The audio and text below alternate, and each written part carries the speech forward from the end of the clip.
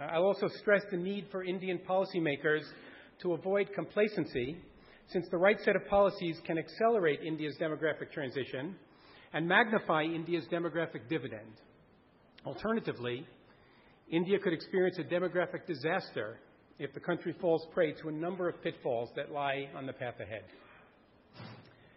To develop this point, I'll start by introducing you to two recent breakthroughs in thinking on the impact of demographics on national economic performance. Then I'll highlight some salient features of India's demographic profile and examine the implications of that profile for economic growth in India. I'll then explore the opportunities that India has to further enhance its demographics and discuss some potential demographic threats to India's economy. So we'll begin with the new ideas, and to provide some context for these ideas, I'd like to acquaint everyone with some key facts about world population. So this chart that you see plots world population from 1950 out to the year 2050. The points from 1950 to 2010 are essentially historical data, whereas the points after 2010 are UN projections, which are the most widely used standard in this area. The chart shows us that the world's population doubled from 3 billion to 6 billion between 1960 and 2000. And I can tell you that that occurred on the strength of roughly 2% annual growth. Now, a 2% rate of growth may not sound like much, but in demographic terms, a 2% rate of growth is huge. For example, a 2% rate of growth leads to a doubling of population after 35 years. After 700 years, the population increases by a factor of 1 million. After 1,200 years, at a 2% rate of growth, the people occupying the planet would come to outweigh the planet itself. And after 6,000 years at a 2% rate of growth, the mass of human flesh would be expanding outward from the Earth at the speed of light. So as we proceed, please keep in mind that a 2% rate of growth in population is quite high by demographic standards and is absolutely unsustainable over the long run. Now, the green area at the bottom of this chart refers to India, whereas the red area in the middle refers to China. I'll have some more to say about that as we proceed. Based on the numbers underlying this chart, India's population is currently growing at a rate of 1.4% per year. That's less than the wildly unsustainable 2% rate I mentioned before, but it's more than the 1.1% rate for the world as a whole, and it's double the rate of China. I would also point out that the India-China differential means that India is projected to surpass China in population size as India's population approaches the 1.5 billion mark. The countdown to that day has already begun. It's only 18 years away. Now, the study of numbers like these and their implications for human well-being has a long and colorful history. A major figure who helped to get the ball rolling with respect to the study of population was the Reverend Thomas Malthus.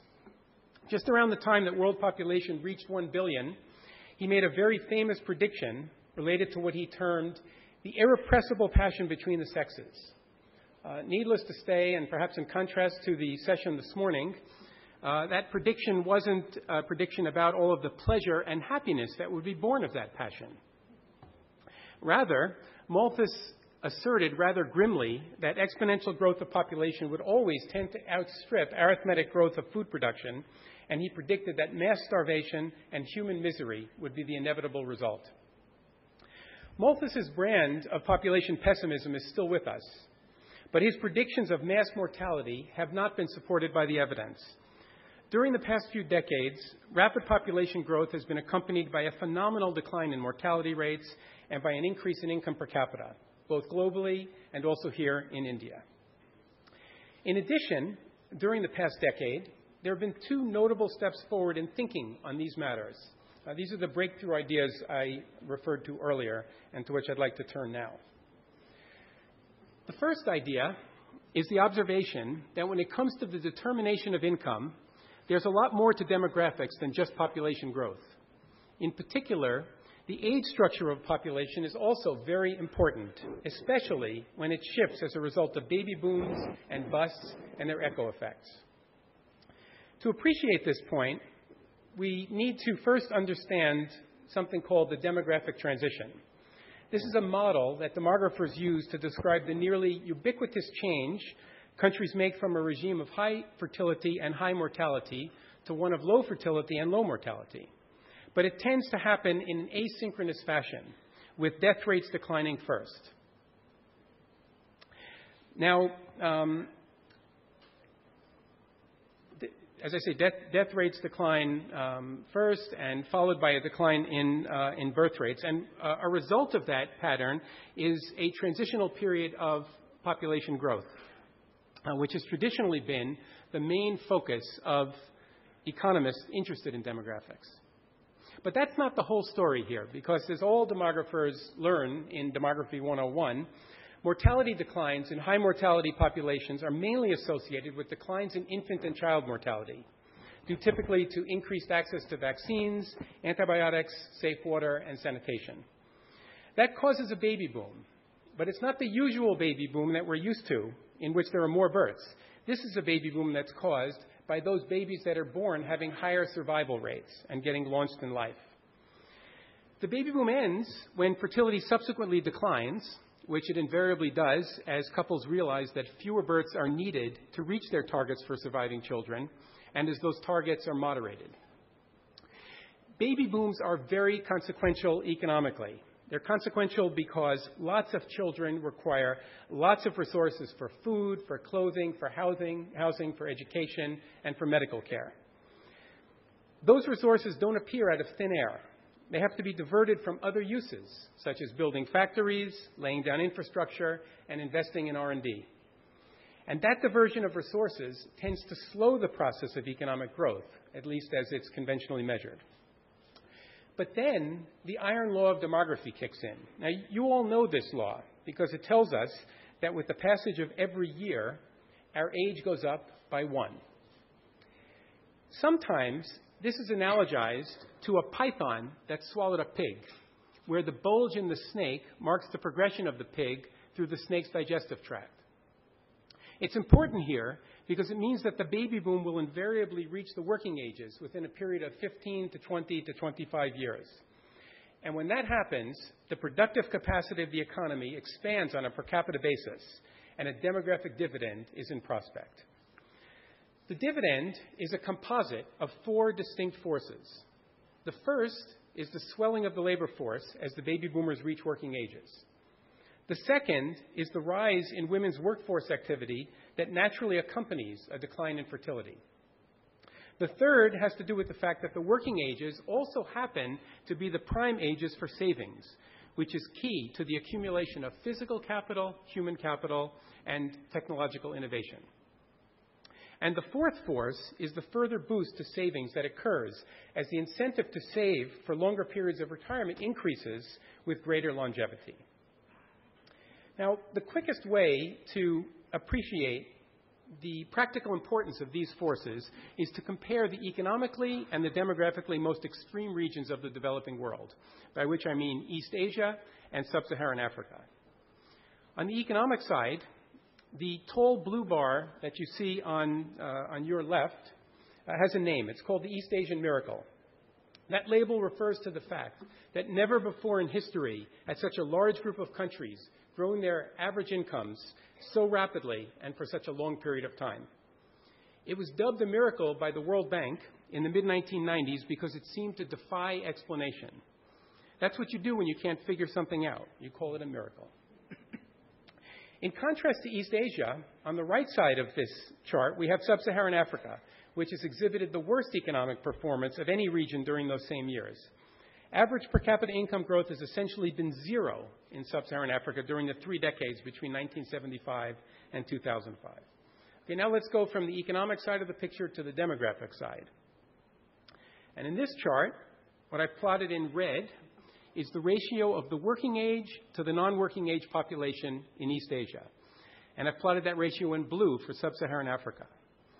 The working age population is defined as the population in the age interval 15 to 64, while the non-working age population is defined as the population less than age 15 or age 65 and over. The height of these lines, to just make this as simple as possible, the height of these lines essentially tells us where the pig is in the python. In other words, when there are large numbers of people in the prime years for working and saving, that line is higher and moving up. Now, with regard to this chart, please take note of the following. First, the ratio of workers to non-workers has been lower in sub-Saharan Africa than in East Asia throughout the entire period you see here. That's a reflection of the relatively high burden of youth dependency in sub-Saharan Africa due to its long history of high fertility. By contrast, East Asia, which had a precipitous decline in fertility, had the most rapid demographic transition in history, far faster than what occurred earlier in Western Europe and North America. And today, East Asia has more than 2.3 workers for every non-worker, which is much more than sub-Saharan Africa's 1.2 workers per non-worker. That's a really big difference. It's akin to a household having a whole extra worker for every non-worker. Now, for a household, that kind of differential, an extra worker for every non-worker, would tend to translate into a commensurately large increase in income per household member. And this intuition about individual households essentially aggregates up to the level of countries and regions. So the essential insight here is that fertility decline lowers youth dependency immediately, but doesn't affect the working age population appreciably for 20 to 25 years. And that interval of time is a time period in which the economy has a golden opportunity to grow. These ideas, added up, suggest that the superior economic performance of East Asia and its tiger economies since the mid-1970s is not coincidentally related to East Asia's demographics. What I'm arguing is that it is causally related to the demographic transition which led East Asia's age structure to evolve in a way that's been highly favorable for economic growth and for the enjoyment of a demographic dividend. Demonstrating this point, using rigorous theoretical and statistical tools and appropriate data is an activity that has occupied many economists around the world during the past 10 years. And that body of work has shown, quite decisively, I would say, that roughly 2 percentage points of the growth rate of income per capita in East Asia, representing about a third of the so-called miracle, can be accounted for by demographic change. In other words, economic growth in East Asia was not a miracle at all. Thinking that it was a miracle was simply a reflection of our ignorance because we neglected to take proper account of demographics. Now, to be clear, I am not saying that demography is destiny or that growth of the working age share of the population automatically leads to economic growth. I'm simply saying that demographic change can lead the development process by enhancing the potential for economic growth. The failure to capture this potential will mean that large numbers of prime-age individuals are unemployed, underemployed, or otherwise not constructively engaged. And that could trigger a demographic disaster, promoting the fragility and failure of states, and possibly with adverse political, social, economic, and also environmental spillovers to other countries. To generate and capture a demographic dividend, some countries need to think about catalyzing the demographic transition, which traditionally happens via public health investments in primary health care, safe water and sanitation, vaccines and drugs, all of which tend to reduce infant and child mortality rates. Other countries need to think about speeding up the fertility transition via the provision of family planning supplies and services and the expansion of education and job opportunities for women. And still others need to recognize that realization of the demographic dividend depends on an economy's capacity to absorb workers into productive employment, which is in turn strengthened by good governance, efficient infrastructure, prudent fiscal and macroeconomic management, well-developed financial markets, and above all, wide and deep investments in education and training. Even independently of demographics, these are all good policy moves. But the stakes are much greater when the pig is in the middle section of the python. And by the way, some countries need to think about combinations of these sets of policies to catalyze and speed the demographic transition and to capture the demographic dividend.